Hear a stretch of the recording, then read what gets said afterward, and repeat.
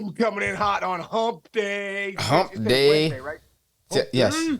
This is 2 days in a row you didn't know what day it was. So that's good. That's a good sign. That's a sign things are going well for you. I'm dominating. Where You are know you? what? You're in a different spot today, and why? I'm on my porch. I got Macy. Look, can you see Macy? Hang on. I love your Macy. There's Macy. Oh my goodness, what a pretty little Yeah, girl. Macy's just like that's her spot, dude. She comes up, she's like, woof Dude. woof. But I take her for a walk in the morning. Bam, she's right there, right to the couch, dude. She nuzzles up. She's like, and she starts snoring. It's incredible. So Three-legger. I'm on the porch, dude. My girls are sleeping. They need some sleep. You know, I'm right under them when I'm doing the mayor's office. And you know me when I get going, Yeah. I'm like, That's maniac. so funny you say that. Jess had a long day yesterday. Great day. She had a great day for Jess yesterday. You know about that. Great day for We'll Jess. explain that soon. It might be in the news.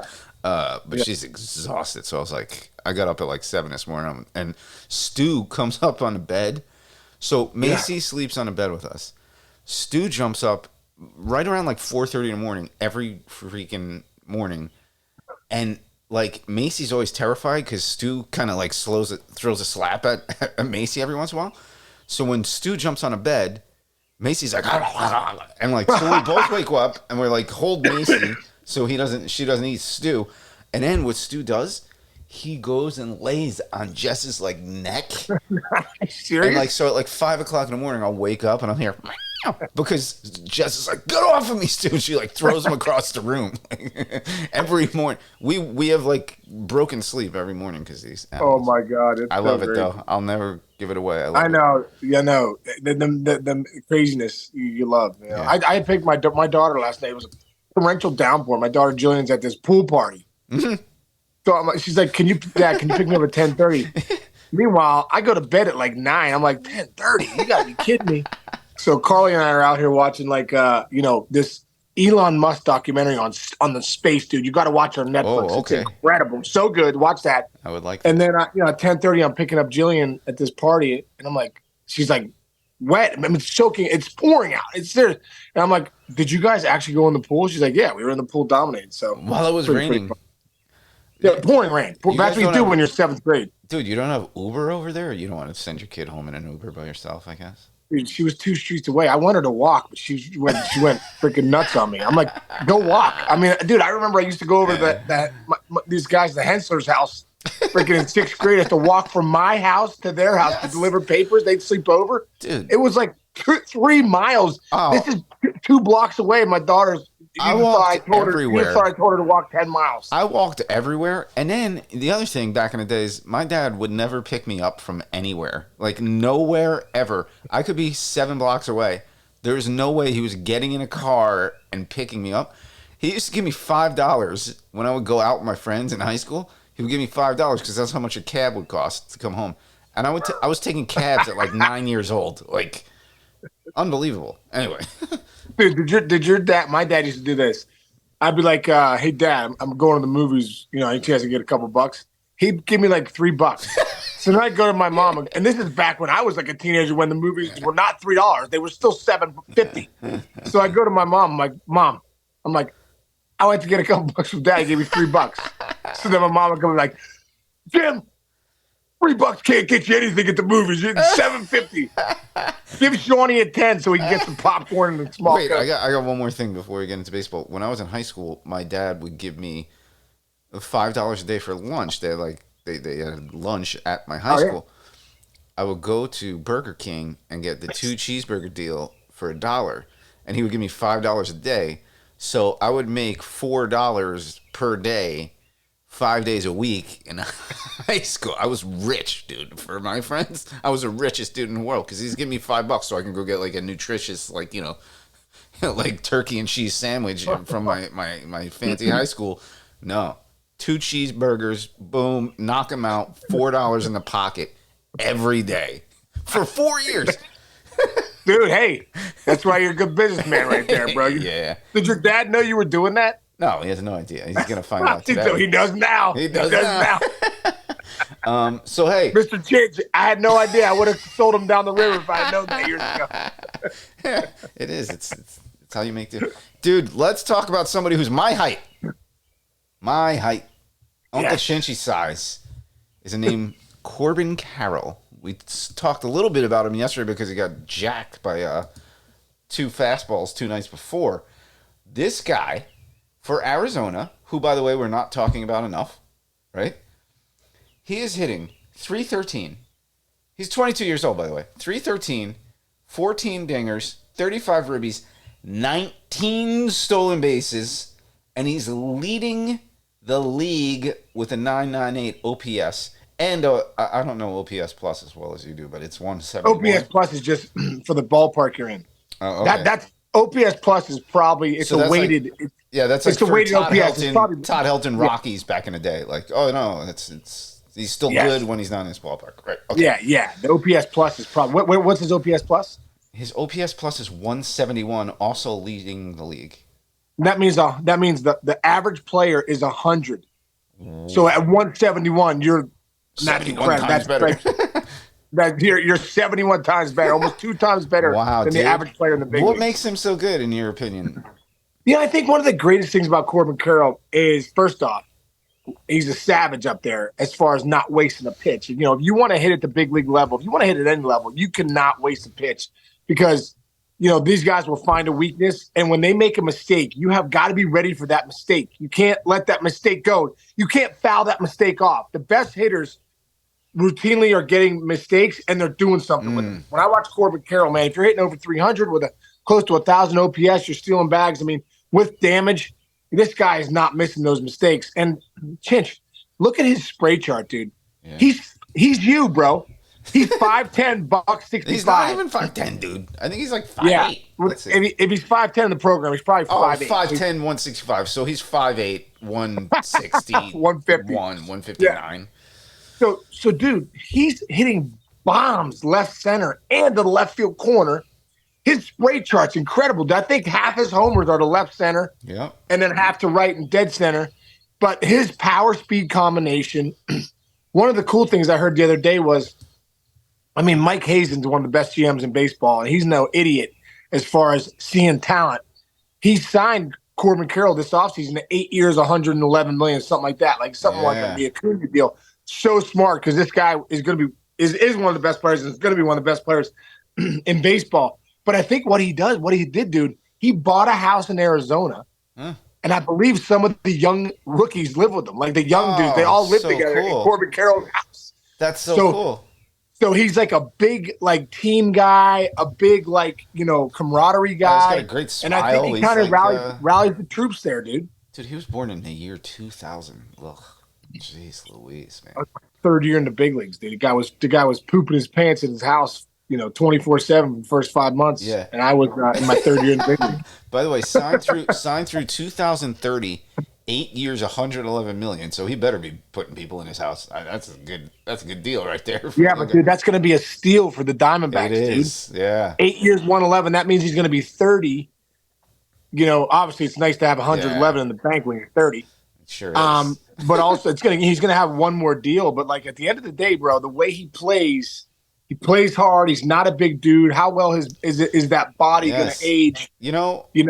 It's yes. How well is that body? Would you take? Hey, dude, if you thought you were gonna make $300 million, so like say you were like, okay, I can roll the dice, and in a couple years, I can make $330 million, just like Bryce Harper and those guys, or they're giving me 111 right now, my second year in the big leagues. And I'm set for life. What would Rich Cincinnamino do, bro? What he said, if they offered him, you knew in a couple years, you have to stay healthy though, and everything. A lot of things have to go right to make that $300 million. But you're 3 years away. You're 3 years away from making it, dude. My father would put a knife to my throat and be like, "You're taking the money now." There is no question. So one guy who actually bet on himself, and it's probably one of the more famous things, was Max Scherzer. He did not take like $110 million in a contract year, and then I don't know if he won the Cy Young, but he just dominated for Detroit, and that's when he got the Nats deal. You know what he did though? He got an insurance policy on himself. That's what people do now. Like it's like when models get their legs, they get their insurance policy on their legs, so if they get a scar or something, they can pay it off. You know that? Are you serious? Dude, yeah, that's true. I think like Heidi Klum has her legs or have like a $2 million buyout. Kamandar legs. Yeah, it's Dude, just I'll be doing wall sits 24/7 if they could freaking insure my legs. I, no, but Scherzer got his arm insured. You know what else? LeBron James, when he was a senior in high school, he's driving around in a Hummer. Remember when Hummers were very popular back in the day? I hate those cars. But he's driving around in a Hummer, and they're like, "Oh, he's getting money under his table." No, his mother took an insurance policy out on him, knowing full well that he was going to get paid hundreds of millions of dollars. That's what you do these days, man. They didn't have that when you were around back in the day. what would you take an insurance policy out on you, Chinch? My biceps, dude. There's no question. It's like, $10? that was a quick answer, huh? Quick, cocky answer. Yeah, for $10. Nobody wants. It's so, dude. I'll never. This is one of the funniest things that ever happened to me. I'm in the bullpen at MLB Network once, and D-Row, you know how D-Row like holds the bullpen is at MLB Network is the place that we watch all the games, and that's where all the producers' offices are. Yeah, and you know, D-Row, Mark DeRosa like holds court in the bullpen when he's around. And he just walks out. He's like, "Hey," and he just starts conversations like a funny, and it's great because it's funny and it's interesting, and he's serious. He's usually crushing somebody. He comes in. Yeah, he comes in and he's like, "Kamyati, you're a freaking." What's up with that haircut, dude? So he's standing facing the other way one day, and I'm standing right behind him. And he's talking about a player who was doing well, who wanted a big contract, but like he didn't think it was that good. And he goes, "Dude, this guy is 5'7", 160. That is a joke of a human being." And so I tapped him on the back, and I just go like this. I'm like, "Are you talking about me, bro?" And he's like, "No, dude, I'm talking about baseball. It's different."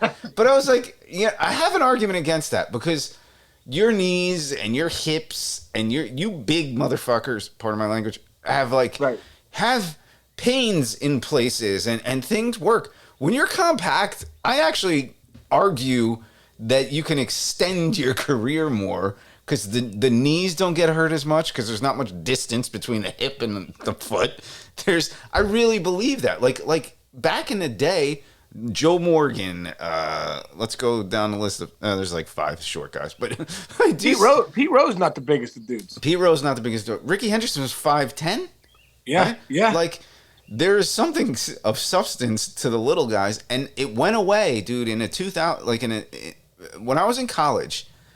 I remember, like, by around 1998, when there was, like, the Maguires and the Sosas. Pedroia, there you go. So, when I was in college, my coaches started recruiting football players to come and play baseball because they wanted, like, the 6'4" guy who was really strong and they could teach them how to play baseball. And back then, nobody cared about defense. So, it's like, get big, strong, huge guys.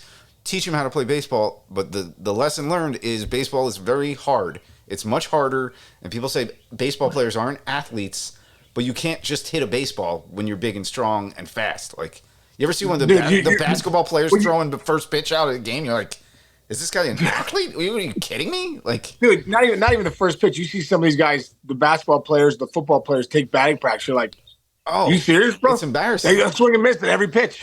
Every pitch. And although Joe Burrow took BP the other day and went deep. Dude, hit bombs. Yeah. Josh Allen's good at baseball too. I remember. Well, those are quarterbacks too, like Tom Brady. Yeah, but you know what? A lot of those guys play baseball. I work with Matt Castle. That's what I mean. Matt Castle loved baseball, was his passion, and he just happened to play football.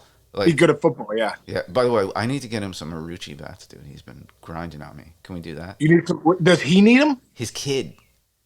What's that? All right, let me know. Oh yeah, just let me know what size, and we'll make a call. Okay, we gotta make a call. He can go be an ambassador for them or something. Yeah. As long as he says something on his show or something. No, he will. He's always like, "Hey, can you talk to your buddy Casey and just get like?" Yeah. No, seriously, tell him what. I'll figure it out. You know what I mean? I know you'll figure it out. Aren't you still an owner of that company? Are you an owner of that company? Or yeah, I'm part owner. Yeah, part owner. I was one of the first guys in, but. When some of the big dogs started coming in, my shares were going down. I'm like, hey, what's going on? Yeah, what's going on with like Big Poppy coming in? My shares are going down. What the hell's going on here? Big Poppy, Pools, Sean Casey. Dude, I was watching Jake's obviously in the Cape side. Marucci had made him some bats. My man Kyle Orso, shout out to him, and Brett Laxton. Remember Brett Laxton, dude? Yeah. Dude, he's the guy that makes the bats. That's crazy. That's an And so art. when you It's an order art bats at form. Marucci, Brett Laxton from LSU is making the bats That's like an art form. and played in the big leagues too with Brewers. That's amazing. People that Yeah, make bats and surfboards, I think, are artists. It's it's beautiful. so cool. I must admit, Jack Marucci was a genius when he's the LSU trainer for football, dude. He's from Pittsburgh. He made his son I bats. I think in 2000. I want to say 2005, early on. Barry Larkin was the first one to use one way back in the day. Was he? When I did not know that. Yeah, yeah. It's an interesting story. Like him and Eduardo Perez, I think, way back when, maybe like 2003 or two. I'm maybe not getting the date right, but anyway, dude, he figured out. I'm not going to say it because he does have a secret to how Marucci gets their bats so hard. It's incredible. And matter of fact, they've had people, and I'm not going to name names, but they've had people try to steal the secret, like come into the factory, figure out why Marucci's bats so good.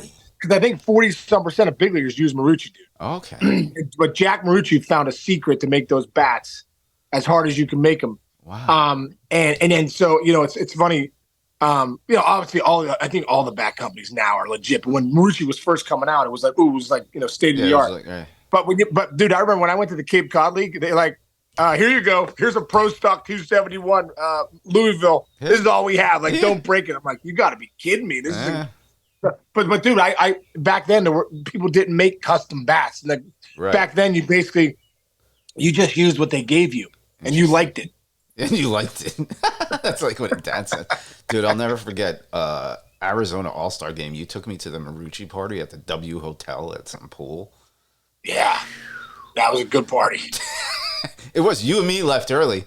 I won't say who the on-air talent from MLB Network was who stayed, and we ditched him. We Irish exited him. Do you remember? Don't say the name, but we left. And the next day he comes in, and he's like, you guys just ditch me there? And we were like, no, we had to go home. We're grown-ups. I don't even remember that, dude. I'll tell you off it was the air. I remember the party. I remember the party was fun. Dude, it was unbelievable. It was in front of, it was a pool. They were models in big cages. balls. No, That's like right, in balls that were floating in this W Hotel pool. And I was like, how did I get here? I got like Albert Pujols is standing there. Bryce Harper. It was Bryce. This is also amazing.